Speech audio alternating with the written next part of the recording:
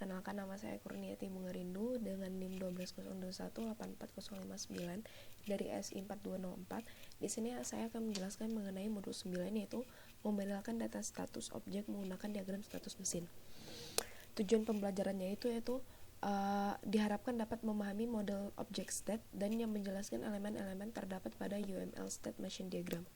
Peta proses. Nah, di peta prosesnya ini kita akan membuat interaction diagram untuk skenario use case kunci, dan lalu akan mengidentifikasi dan memodelkan object state kompleks menggunakan sketch diagram. Pengenalan object state.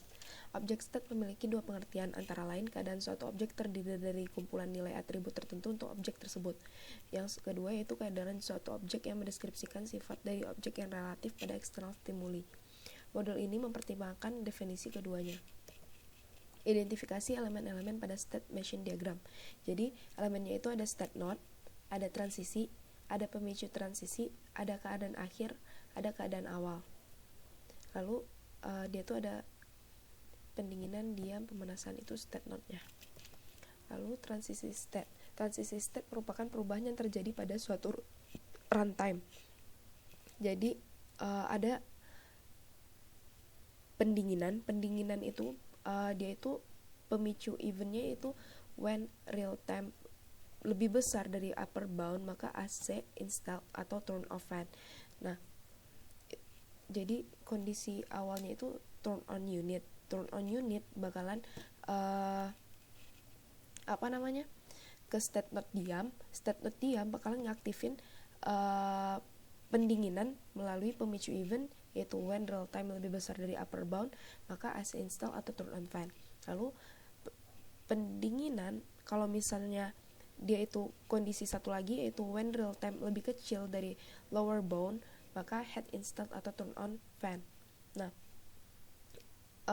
si heater installed itu guard condition, turn on fan-nya itu tindakannya. Nah, nanti dari pendinginan kalau seandainya dia pemicu eventnya itu benar, maka dia bakalan when real time kecil sama dengan upper bound, maka turn off fan. Nah, maka nanti posisi akhirnya itu turn off unit. Kalau misalnya kita ngikutinnya di bawah, when real time lebih besar dari sama dengan upper bound, maka turn off fan, maka dia bakalan turn off unit. Selanjutnya, struktur internal pada state nodes. Transisi state merupakan perubahan yang terjadi pada saat runtime. Jadi misalnya ada state, event guard atau action, ada cooling. Cooling itu state-nya, event guard atau action-nya itu entry atau turn on AC atau exit or turn on off AC. Turn off AC. State node merupakan state dari objek tunggal pada runtime. Entry artinya yaitu event menentukan tindakan pada saat masuk ke state, exit menentukan tindakan pada saat keluar dari state, dan do menentukan tindakan yang sedang berjalan. Anda dapat menentukan event yang spesifik dengan tindakan yang sesuai. Melengkapi HVAC state machine diagram. Jadi transisi state merupakan perubahan yang terjadi pada saat runtime. Jadi perubahan yang terjadi saat runtime. Nah, ini tuh sama kayak diagram yang sebelumnya yang udah saya jelaskan. Selanjutnya itu membuat state machine diagram untuk objek yang kompleks.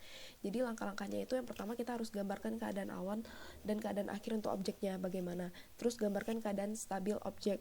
Yang ketiga yaitu tentukan urutan parsial untuk stabil state pada lifetime daripada objek. Tentukan event yang memicu transisi antara keadaan objek. Tentukan transisi tindakan jika ada. Tentukan tindakan dalam event jika ada.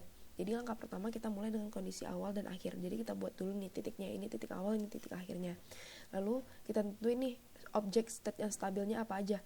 Kalau di sini tuh ada pendingin, diam, dan pemanasan.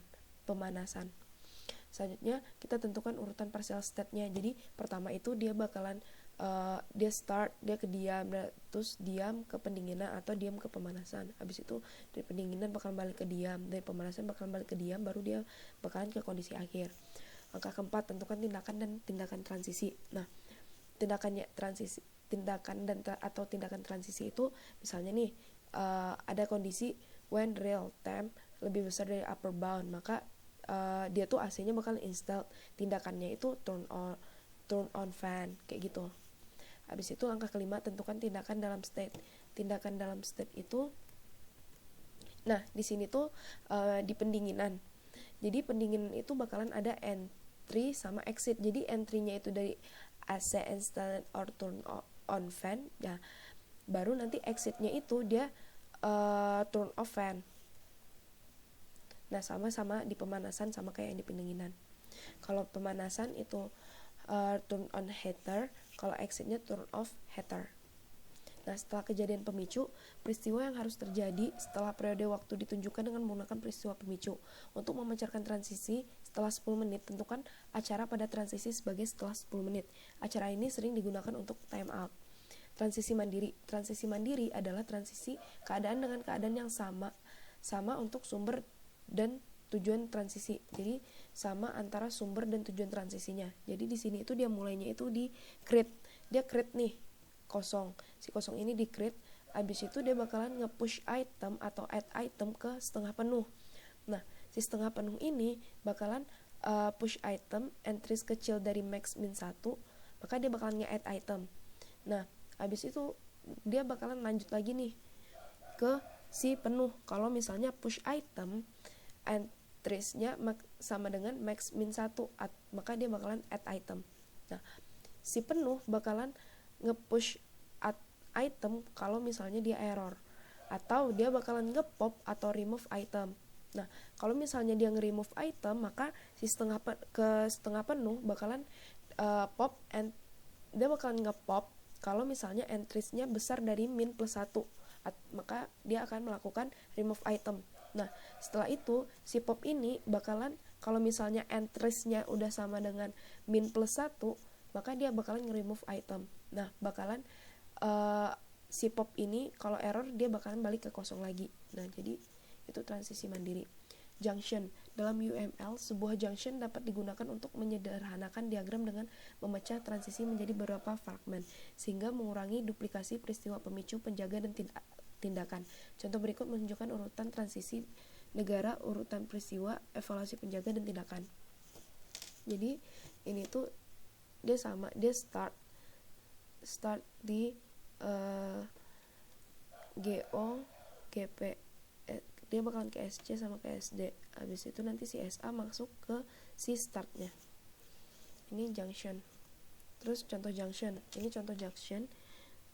Ini kan yang di sebelah kiri itu tadi diagram yang kita lihat yang mandiri tadi. Nah, di sampingnya itu bentuk yang sudah equipment attack example using a junction. Jadi ini tuh udah gunain si junctionnya. Yang ini juga udah digunain junctionnya. Terus choose pada UML choose digunakan untuk menyederhanakan diagram dengan memecah transisi ke beberapa fragmen, sehingga pada dapat mengurangi duplikasi trigger event, quartz, atau action. Choose juga dapat menggunakan dynamic evaluation pada quartz setelah bagian-bagian dari transisi sebelumnya dieksekusi. Ini gambar choose. Nah, contoh choose itu jadi dia bakalan ngemisahin antara stack example sama equivalent stack example. Jadi dia pecah nih, dipecahnya lagi jadi bagian yang lebih kecil. Habis itu ringkasan. Sebuah objek mungkin memiliki state yang mendefinisikan sifat unik untuk objek, dan state machine diagram menyediakan mekanisme untuk memodelkan state dan transisi objek tersebut. Sekian dari presentasi dari saya.